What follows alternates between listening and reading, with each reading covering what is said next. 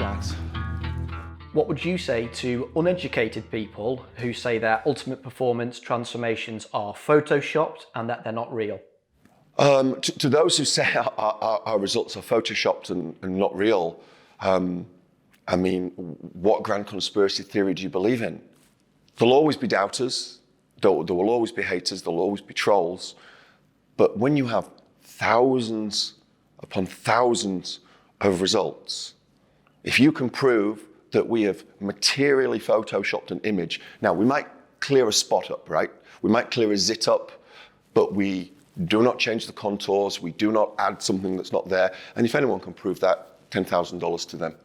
The photographs that we take are a useful metric for progress. They're not the sole metric for progress. And this is the way that we can demonstrably prove that people get a significant return on their investment and get a tangible outcome. We want to help you transform your health, transform your approach to a healthy lifestyle, transform your diet, transform your relationship with exercise. You know, whatever it is that you need. And of course, I admit, we show our best results.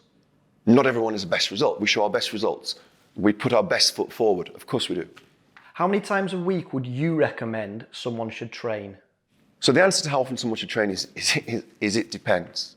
If you want to maximize your progress in the gym, you might want to train 3 times a week. You might want to train 4 times a week. A lot of people can get what they want from the gym by exercising twice a week and then once or twice a week doing other exercise that they enjoy or they feel a benefit from. If someone wants a radical body transformation, 3 to 4 times a week is typically the optimal amount of gym time that you'd be looking for. If you look at the transformations that UP do, on average, the transformation clients that we feature will be in the gym for 2.7 hours a week, which is far less than people kind of give it credit for. So the UP programs are all built around efficiency of time, squeezing the most out of a given unit of time, squeezing the most work, the most productivity out of that given unit of time. Do you have any strategies for people who struggle to beat cravings?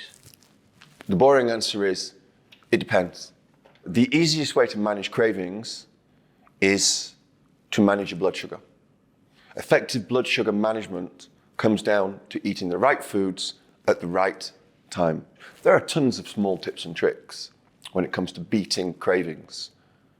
Drinking a glass of water.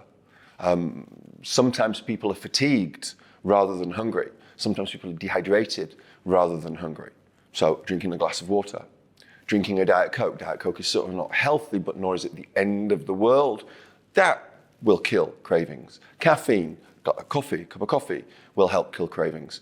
Chewing gum can help kill cravings. Cleaning your teeth can help kill cravings. There's something called glutamine, an amino acid. Taking 20 grams of glutamine can kill sugar cravings, for instance. It can also, in some people, kill alcohol cravings. So it's quite useful for people that have issues with alcohol. So there are lots and lots and lots of different ways. No one size fits all. The best thing to do is to make sure that you control blood sugar, as I said, don't go too hungry for too long. But also, I'm going to contradict myself because it's complicated. A lot of us have to learn how to feel hungry again. We haven't felt hungry for 20 years. Once you lean into feeling hungry, actually, a lot of us kind of enjoy it. Now, I'm not talking about rampant starvation mode, where you'd eat literally a horse if you could. I'm just talking about feeling a little bit hungry.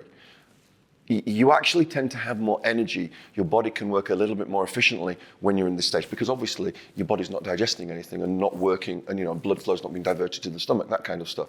So again, learning how to lean into a little bit of hunger is actually a very healthy psychological and physical thing. Is it possible to lose weight too quickly?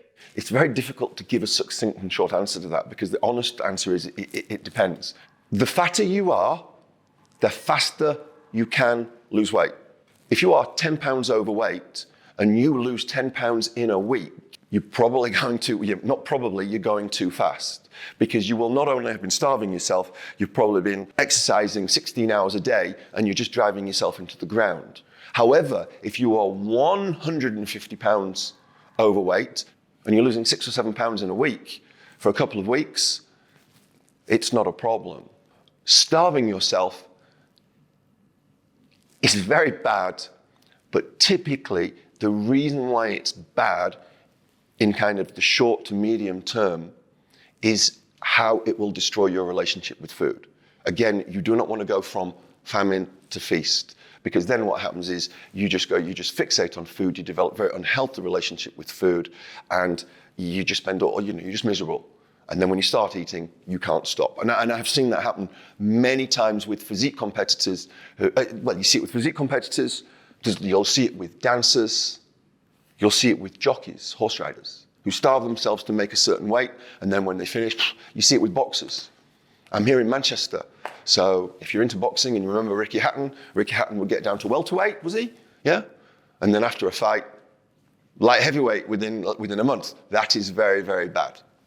Is there any diet that is best for fat loss? There's no such thing as a magic diet. If you eat from the land and control your calories, and let's say we're talking about losing weight now, and you are in a calorie deficit, be it from eating fewer calories or exercising more and burning those calories, you're going to lose weight. This is just a mathematical equation, and it's very simple. What we do at UP is really work with you to find the thing that fits you, fits your commitment, fits your budget, and fits your taste buds, where you're not going hungry too often, where you're not end up craving, where you're not going from famine, starvation to feast. In other words, you're not going so hard. And there's nothing wrong with going hard on a diet for a temporary, for a period of time. But the problem is if you go too hard for too long, mentally fatigue sets in, and then when you kind of decide I'm coming off the diet, you just go crazy and you just go, hold on, just give me as much food as possible. So there's a real balance to be brought into this, and that's where people go wrong. And that's what we do. We work with you in partnership to help smooth over the rough edges. And honestly, if I was to work with 50 different people, the same diet would work for all of them, but it wouldn't be the best diet for all of them because it wouldn't be the diet that all of them could stick to. So the chances are there would be 50 slightly different, tweaked diets. You also asked about things like ketogenic diet and intermittent fasting. The more extreme the option, the less I like it for most people. Intermittent fasting can work for some people, it can work, but it doesn't really work by magic usually. Putting aside the science of extended fasting, which is different from intermittent fasting, the science of intermittent fasting is really, if you're not eating for 12 hours, 14 hours, 16 hours, there's no real magic science to it. You're just limiting your ability to eat. If you're only eating for 6 or 8 hours in a day, it's sometimes easy to control the calories. The problem I have with that is some people spend half the day fixating about what they're going to eat when they do eat, and then they just splurge it in.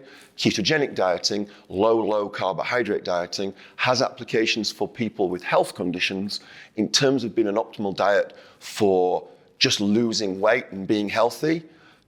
If you feel good on it and you don't feel restricted, knock yourself out and do it. But again, for most people, the medium-term exclusion of carbohydrates is socially limiting. They don't feel good on it. They end up overly fixating on the diet, and it's just too hard and too demanding for what's needed. What does a healthy diet actually look like?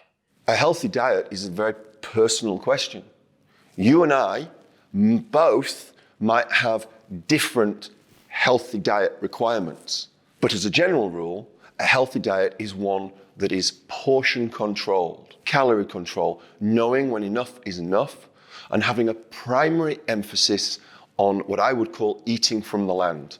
If your great-grandparents looked at the food that you eat and wouldn't recognize it as food, it's probably not good food. We call them Frankenstein foods. If you can kill it, pick it, or pluck it, and I have to say that very carefully, then you can genuinely think it's healthy and you can eat it. But again, there's nuances, because you can pluck fruit from the vine, right? But we were not designed to have an endless supply of a myriad of different fruits year-round. Fruits are seasonal. So the healthiest way to eat is to eat according to the season, according to the foods that are kind of generally available to your ancestors. In the West, we tolerate lactose better than people who are from the East because they didn't grow up with cow's milk, and our ancestors have adapted and can digest cow's milk properly. That kind of thing. So it's been mindful of where you come from, mindful of what you specifically need, eating mindfully in general, in other words, not eating in front of the television mindlessly. The healthiest countries are often those countries that take time over their food, that make food family affairs, and having this primary emphasis on eating from the land. If the world ate from the land, the world would be an incredibly healthier place. Do people really need supplements? So supplements are, by their very definition, supplementary in nature. And the most important thing here is you try to nail a healthy diet. Supplements for me are for those people who have the budget to say, I've got my healthy diet taken care of. 70 to 80% of the adult population is deficient in magnesium. So, by definition, 70 to 80% of the adult population would benefit from supplementing with magnesium.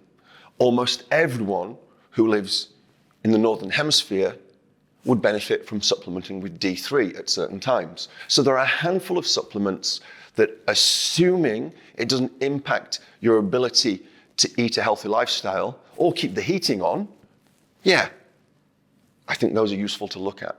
But they're a tertiary consideration. They should never, ever take priority over eating the right diet.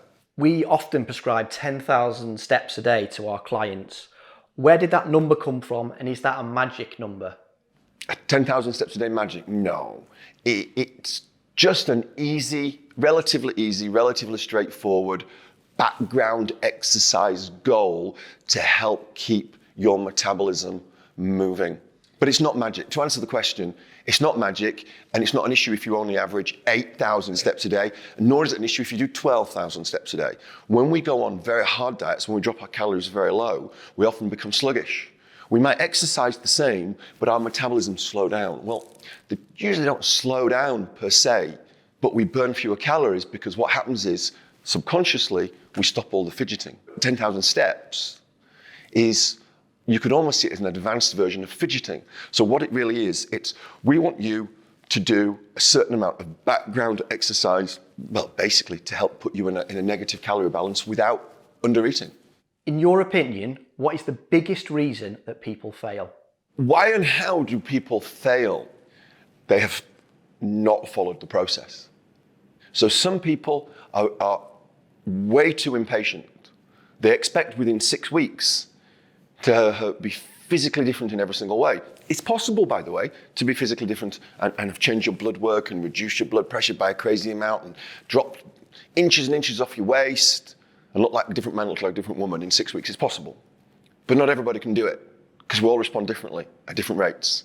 What I've seen over the years, actually, especially in the United States of America, where the fitness industry tends to tell more lies than in other parts of the world, if I'm honest with you, a significant number of clients come in and they suspend their disbelief when they come in. Now, they've told me this. They see our results, they think, no way, no chance, no how. And then they come in, they start the process, the scales lift from their eyes, and they see people, of course, it's not just on themselves, they see people in the gym. They see the real people that we've put in the pictures, and they see people changing so fast, and they're like, holy hell. And that reaffirms their commitment, boosts their confidence, and they go for it. If you want a great result in 12 weeks, the analogy that I would give you is this. You've got to swim to the end of the pool. You're at one end, you've got to get to the other. You've got to dive in, and you're swimming it all underwater. You've got to go for it. If you're toe in, toe out, not going to happen. Fully commit, trust the process, dive in, and I can promise, absolutely promise, hand on heart, that you will have a transformational experience, and you will be saying to me, you should have charged me more money.